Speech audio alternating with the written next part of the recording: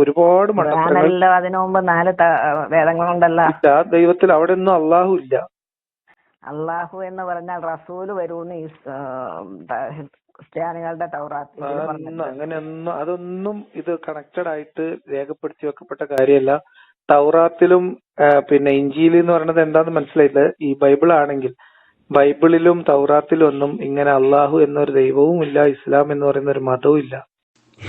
ഇന്നൽ ഹംദലില്ലാഹി നഹ്മദുഹു വനസ്തഗ്ഫിറുഹു അല്ലാഹുമ്മ സ്വല്ലി വസല്ലിം വബാരിക് അലൈഹി. ഈ സഹോദരന് വിഷയങ്ങൾ അവതരിപ്പിക്കുന്നത് പഠിക്കാതെയാണ്. നമുക്ക് നോക്കാം അള്ളാഹ് എന്നുള്ളത് ബൈബിളിൽ ഉണ്ടോ എന്ന്. ഇനി എല്ലാവരും ഒന്ന് സ്ക്രീനിലേക്ക് നോക്കൂ. ലോകത്തിന് മുഴുവൻ സുപരിചിതമായ യോഹന്നാന്റെ സുവിശേഷം 1 മുതൽ 14 വരെയുള്ള വാക്യങ്ങൾ. അതിൻ്റെ യഥാർത്ഥ മധ്യപൂർവേഷ്യൻ പശ്ചാത്തലത്തിൽ അറബിക് ക്രിസ്ത്യാനികളുടെ മാതൃഭാഷയായ അറബിൽ ഫിൽ ബദ്ഇ കാനൽ കലിമ, ആദിയിൽ വചനമുണ്ടായിരുന്നു, വൽ കലിമത്തു കാന ഇൻദല്ലാഹ്, വചനം അള്ളാഹുവിനോട് കൂടായിരുന്നു, വക്കാനിൽ കലിമത്തുല്ലാഹ്, വചനം അള്ളാഹുവായിരുന്നു, ലഹറൽ ഇൻസാനു അർസലഹുല്ലാഹ്, അള്ളാഹു അയച്ച ഒരു മനുഷ്യൻ പ്രത്യക്ഷപ്പെട്ടു. ഇവിടെയൊക്കെ അള്ളാഹ് എന്നാണ് അറബി ബൈബിളിലുള്ളത്. അതായത് ലക്ഷക്കണക്കിന് അറബി ക്രിസ്ത്യൻ വംശജര് അവരുടെ ബൈബിളിൽ അള്ളാഹ് എന്ന് പറഞ്ഞിട്ടാണ് ബൈബിൾ പാരായണം ചെയ്യുന്നതും പ്രാർത്ഥിക്കുന്നതും.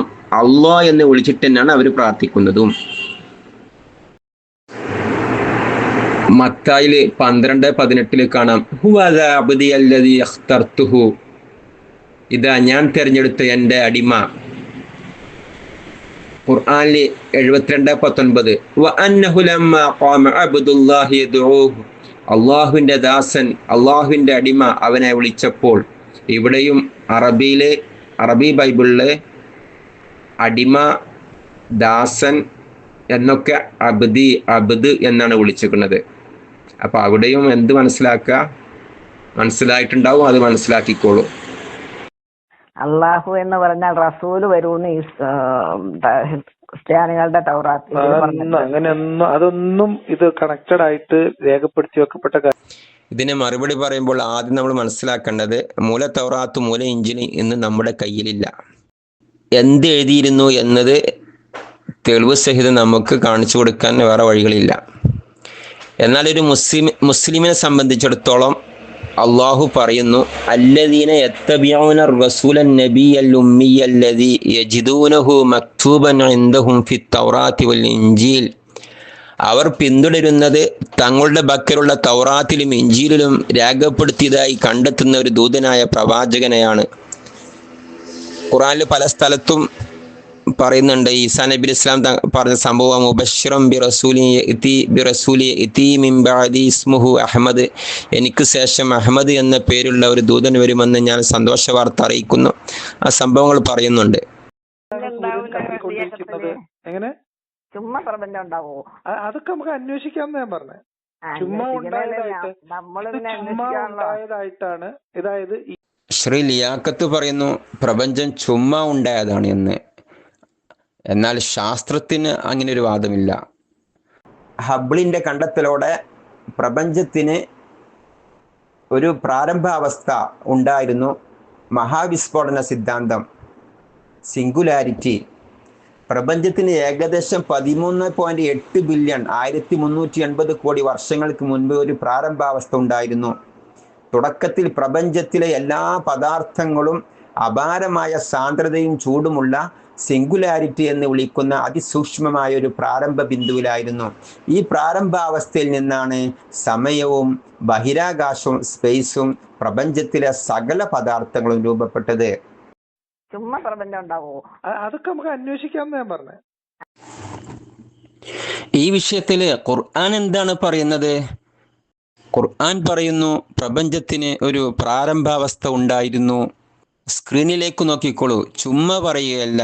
21-ാം അധ്യായം 30-ാം ആയത്ത്, أولم ير الذين كفروا أن السماوات والأرض كانتا رتقا ففتقناهما وجعلنا من الماء كل شيء حي أفلا يؤمنون. ആകാശങ്ങളും ഭൂമിയും ഒട്ടിച്ചേർന്നതായിരുന്നുവെന്നും എന്നിട്ട് നാം അവയെ വേർപ്പെടുത്തുകയാണുണ്ടായതെന്നും സത്യനിഷേധികൾ കണ്ടില്ലേ?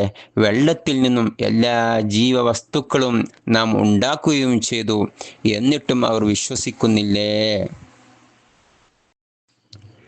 ഇവിടെ റത്തഖൻ ചേർന്ന അടഞ്ഞ അവസ്ഥ, ഫഫതഖ്നാഹുമ നാം അവയെ പിളർത്തി വേർപ്പെടുത്തി. ചുമ്മാ പ്രപഞ്ചം ഉണ്ടാവോ? അതൊക്കെ നമുക്ക് അന്വേഷിക്കാമെന്ന് ഞാൻ പറഞ്ഞേ. അതെ, ഇങ്ങനെ അന്വേഷിക്കണം.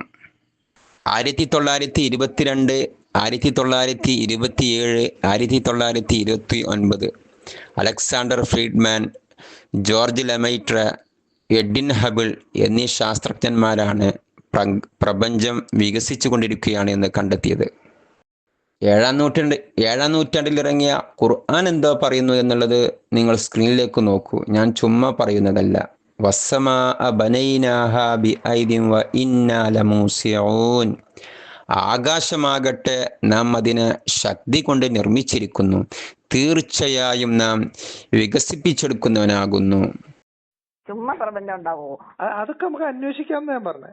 ഭൗതിക ശാസ്ത്രം പറയുന്നത് പ്രപഞ്ചത്തിന്റെ ഉത്ഭവത്തോടെയാണ് സമയവും ബഹിരാകാശവും നിലവിൽ വന്നത്.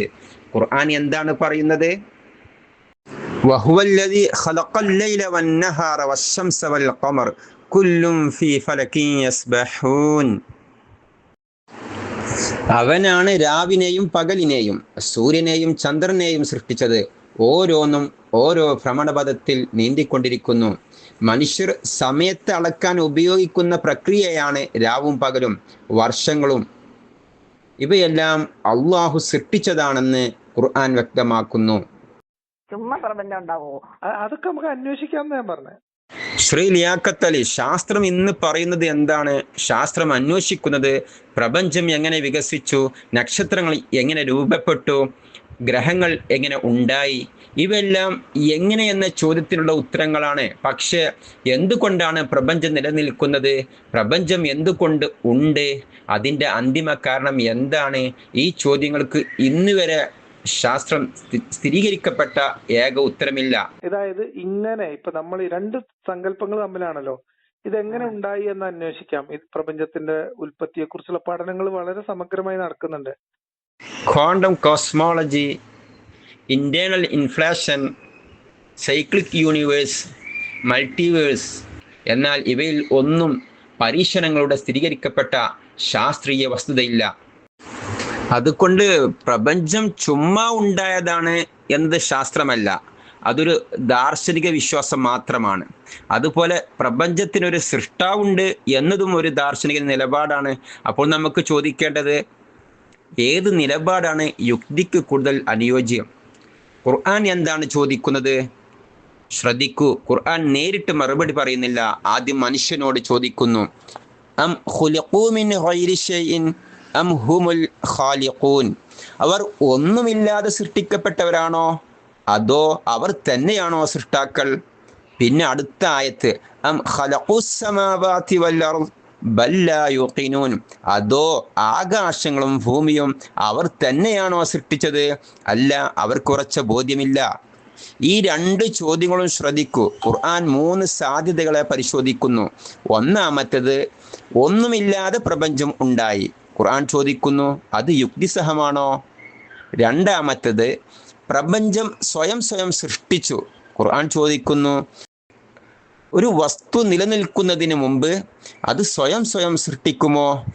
മൂന്നാമത്തേത്, അപ്പോൾ ബാക്കിയുള്ള സാധ്യത, പ്രപഞ്ചത്തിന് അതിന് പുറത്തുള്ള ഒരു കാരണമുണ്ട്. ഇതാണ് ദൈവവാദം മുന്നോട്ട് വെക്കുന്നത്. ശാസ്ത്രം എന്താണ് പറയുന്നത്? ശാസ്ത്രം പറയുന്നത് ബിഗ് ബാങ് എങ്ങനെ വികസിച്ചു, ഗാലക്സികൾ എങ്ങനെ രൂപപ്പെട്ടു, നക്ഷത്രങ്ങൾ എങ്ങനെ ഉണ്ടായി. പക്ഷെ എന്തുകൊണ്ടാണ് എന്തെങ്കിലും ഉള്ളത് എന്ന ചോദ്യത്തിന് ശാസ്ത്രം ഉത്തരം പറയുന്നില്ല. കാരണം അത് ശാസ്ത്രത്തിൻ്റെ വിഷയമല്ല. ഒരു പുസ്തകം കണ്ടാൽ ഈ പുസ്തകം ചുമ്മാ ഉണ്ടായി എന്ന് ആരും പറയില്ല. ഒരു കമ്പ്യൂട്ടർ കണ്ടാൽ ഇത് ചുമ്മാ ഉണ്ടായി എന്ന് ആരും പറയില്ല.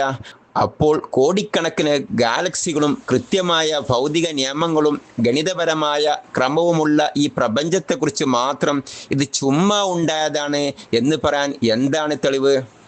ദൈവം ഉണ്ടാക്കി എന്ന് സ്ഥാപിക്കാൻ വേണ്ടി മൂല്യന്മാര് പോലും പ്രസംഗിക്കുന്നത്.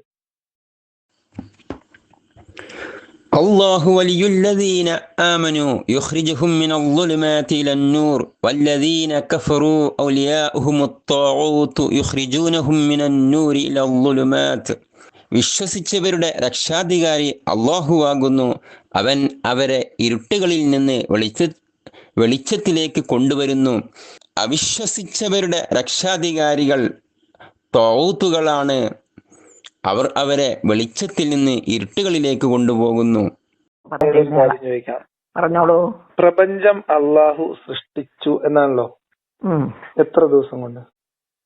ദിവസം അങ്ങനെ വേണ്ടല്ലോ. പുള്ളിക്ക് കുൻ എന്ന് പറയുമ്പോൾ